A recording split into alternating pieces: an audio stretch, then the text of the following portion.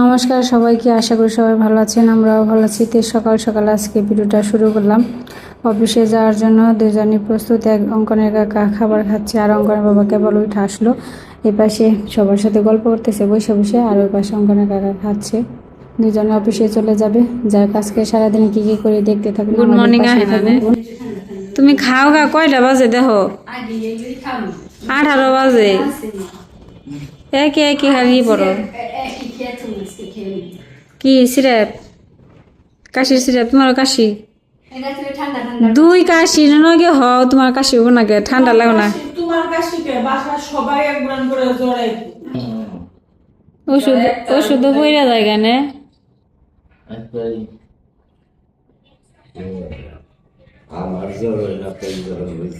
বাবা কোনোদিন জ্বর হয় না? জ্বর হয় না কোনো সময়? নিজে বৃষ্টিতে ভিজলো সারা রাস্তায়। তোর তো বৃষ্টিতে না, তোর ঠান্ডায়। তোর তো জ্বর না, তোর তো ঠান্ডা। এখন দুইজন খাইতে বসে, আগে একজন আসছিল। আবার অন্য পড়ছে।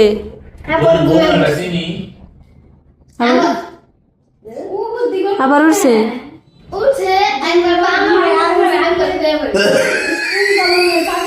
কম কষ্ট না কিন্তু সকালের খাবারগুলো যে দেখালাম, সকালে খাওয়া দাওয়া করে 2 বার অফিসে চলে গেছে।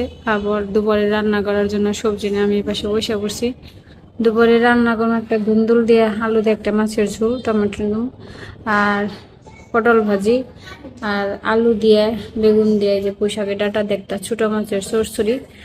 এই তো আজকে রান্না মানে পটল ভাজি, এটা ধুন্দুল দিয়ে আলু দেওয়া তরকারি, আর একটা পুঁইশাক দিয়ে চচ্চড়ি। সবজিগুলো কেটে নিই।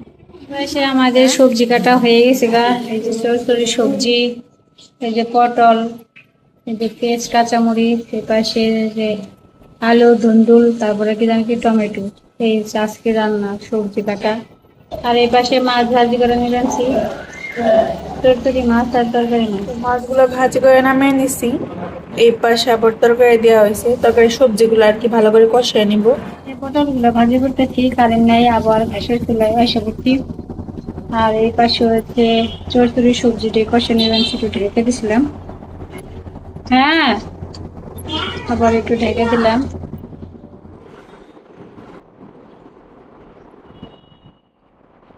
দুপুরবেলায় খাবার টেবিলে খাওয়ার জন্য বসে পড়েছি বাবা আর অঙ্কনের বাবা।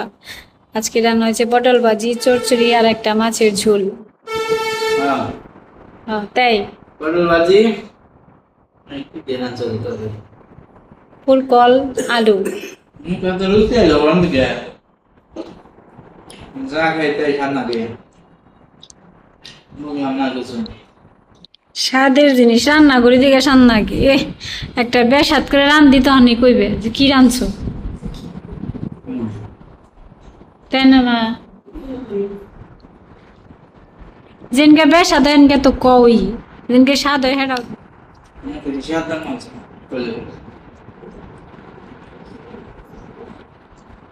খাও। কত করে বস্তা? 29 না 50 ঘন্টা? এনে তো নিচে 2050 টাকা, আবার 2150 টাকা আছে। আবার উনি বলে 1200 আছে, 1300, না যে টাকা দিয়ে 1300, 1400, আর একবার ভালোটা 1400। 29 25 কেজির বস্তা।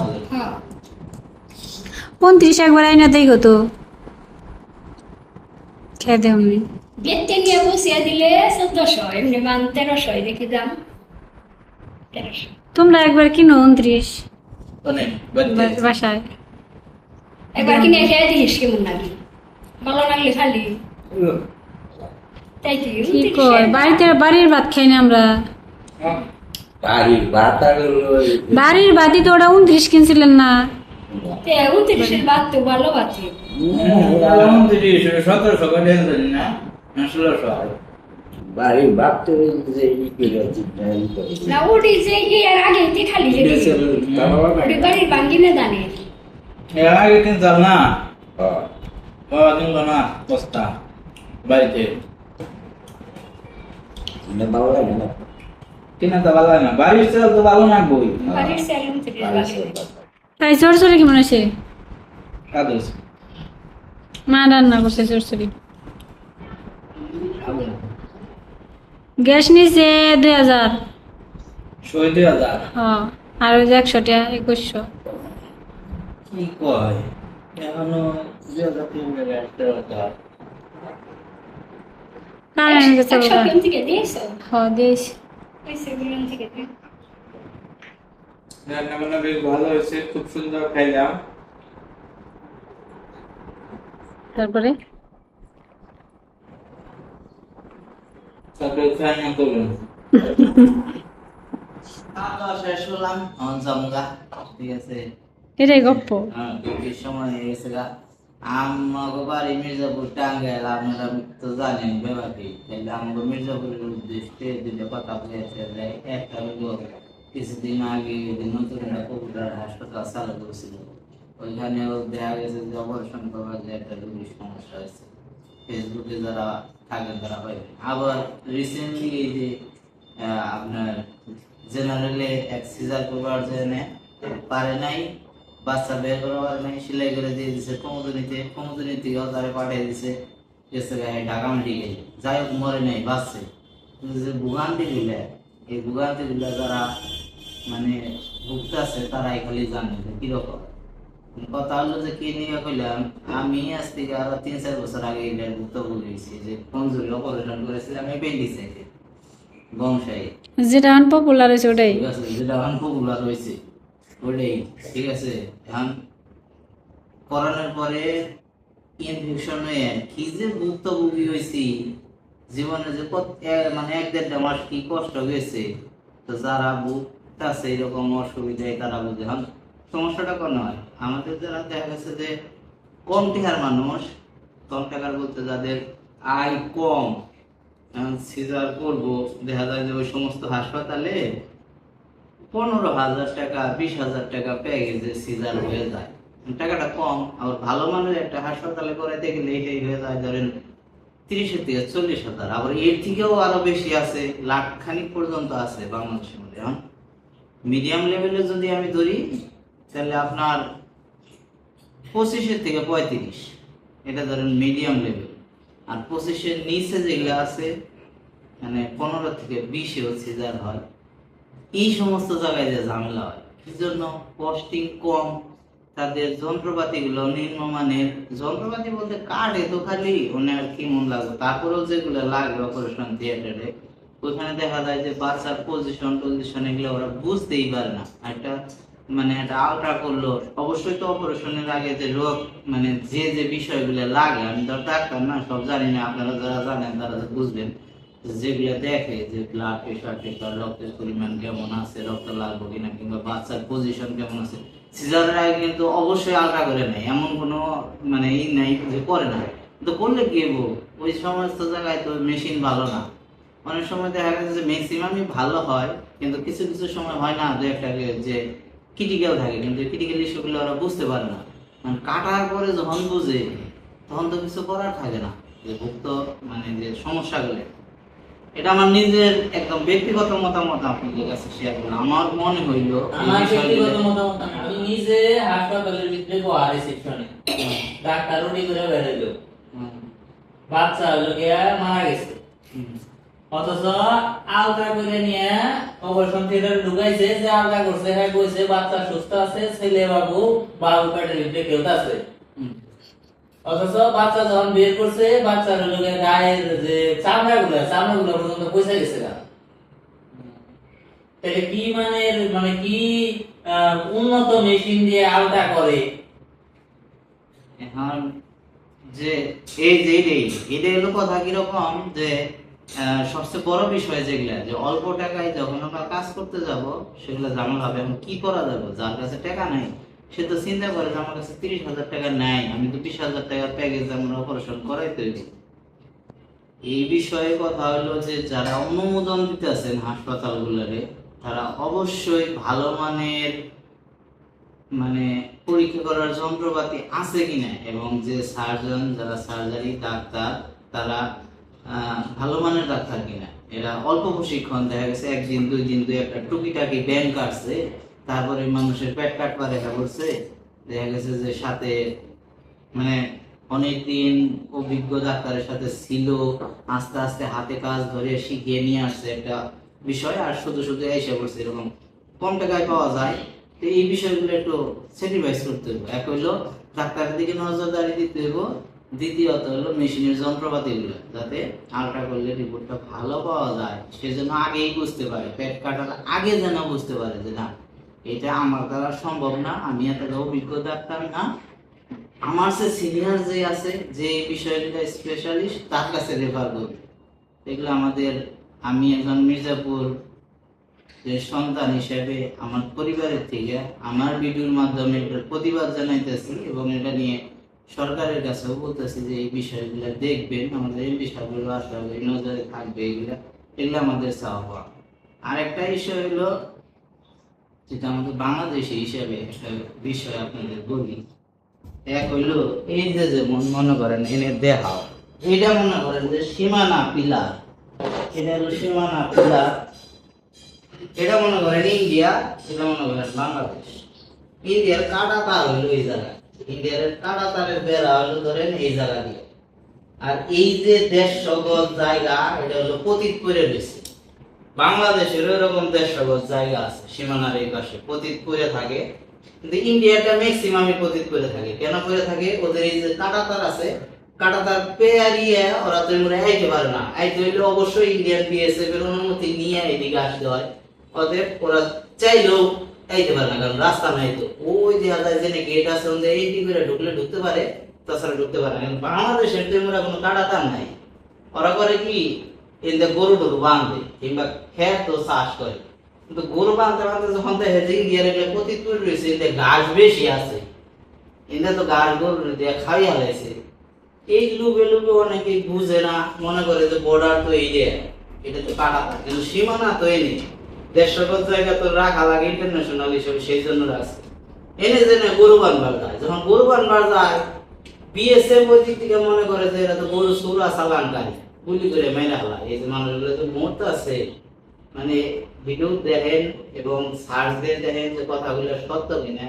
এটা এই জন্য যে যারা জানে না তাদের জন্য, যে বিষয়গুলো আসলে খেয়াল রাখতে হবে যে আমার সীমানায় থাকলে পরে কেউ আমাকে কখনোই মারতে পারবো না, যখনই আমি সীমানা অতিক্রম করবো তখনই কিনা আমার গুলি করে মারবো, আর তখন কিন্তু কোনোভাবেই আমরা কিছু করতে পারবো না।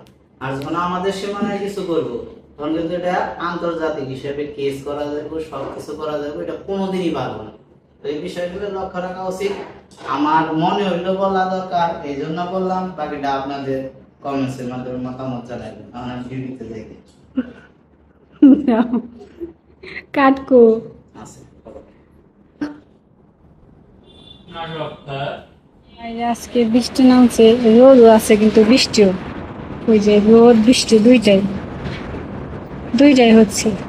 মানে পশ্চিম পাশের সূর্যটা আর উপরে মেঘ, মেঘে থেকে পড়তেছে বৃষ্টি।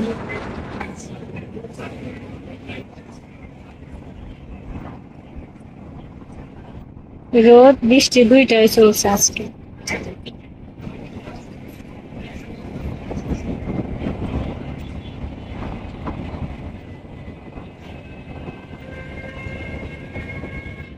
এই যে পাশে যে রোদ বোঝা যায়, আবার এই যে নিচের দিকে বৃষ্টি, ঝিরিঝিরি বৃষ্টি, ওইরকম বেশি বৃষ্টি না, হালকা বৃষ্টি। ওই যে উপরে এ পাশে মেঘ, আর ওই পশ্চিম পাশে সূর্য রয়েছে এখন তো।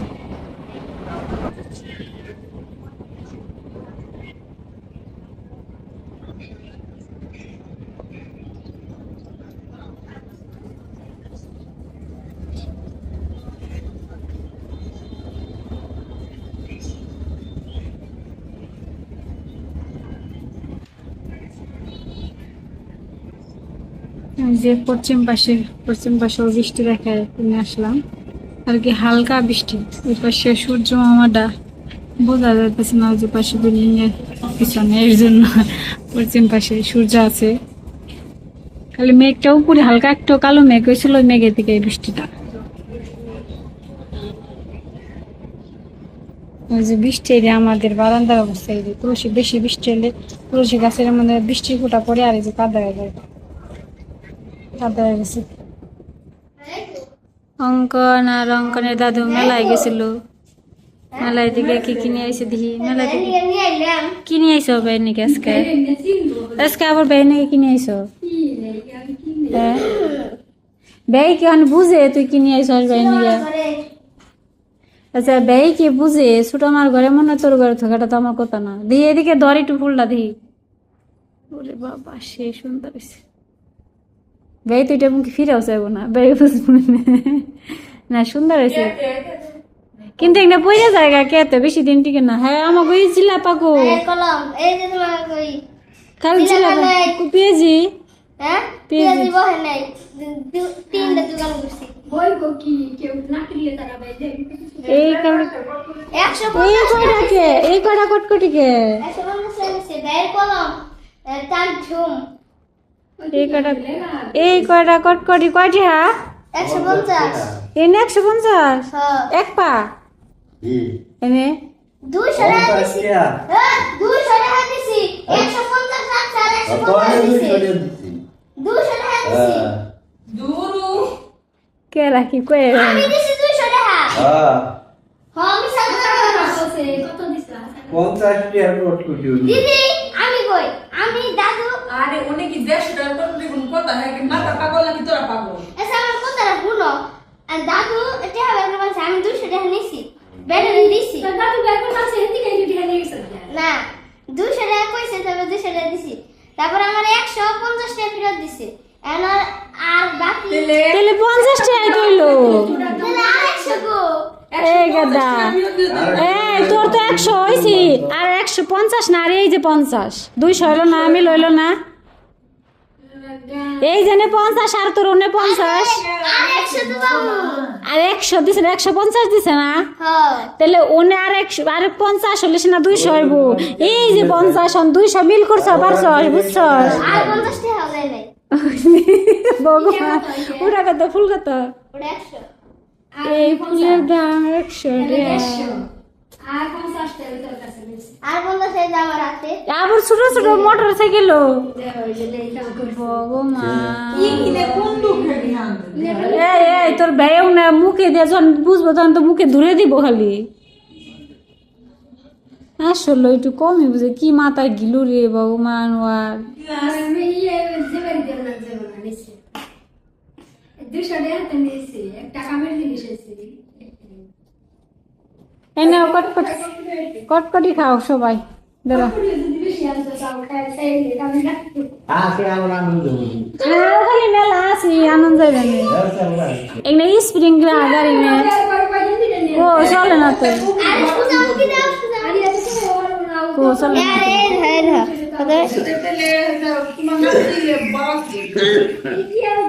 তারপরে যাই তোমার দেখাই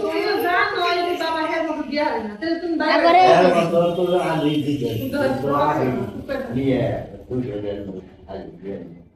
কই জায়গায় যে বাদ দাও আনছি নয় কয়টা ভাঙছি না বাবা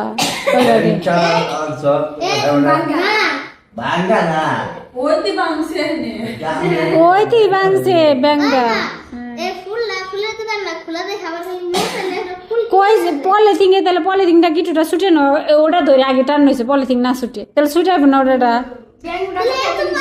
আমি যে না বের করছি বলে থিং দিকে তো অমনি বের করছি পলিথিনে গিটু না ছুটে না কেউ ব্যাং ব্যাগ করে এই কটকটি বের করে খাই এই মাটির ব্যাংক সবাই কটকটি তো ভালোই সেদিনকার মতো নরম কিন্তু কদিন বৃষ্টি হয়েছে না আর ইয়ে জমেছে গা মানে নষ্ট হয় নাই আমি জানি কসকসা না ফুল ফুলটা সুন্দর হয়েছে